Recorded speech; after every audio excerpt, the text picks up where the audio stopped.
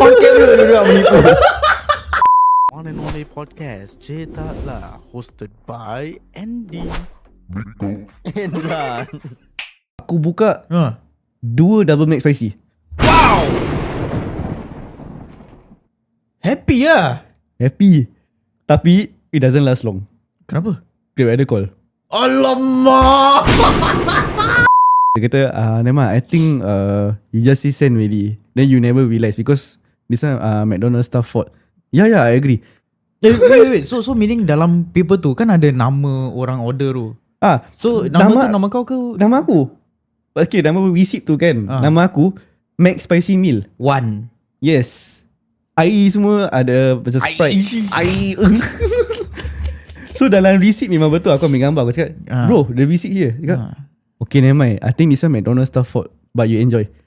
Dah lain kali kau ambil itu McSpicy. Kau ambil satu je McSpicy, ambil gambar. Tak payah ambil dua gambar McSpicy. Aduh, nak menipu. Podcast dulu menipu. Pasal aku tunggu 5 minit tau. Ya ke? Dia orang tunggu 5 minit. Ya, iya. 5 minit aku tunggu. 5 minit sekejap sangat. Pasal mak aku 5 dah hari tengok. guys. Pasal dah tengok. Dia keras. Keras tau. Ya, iya.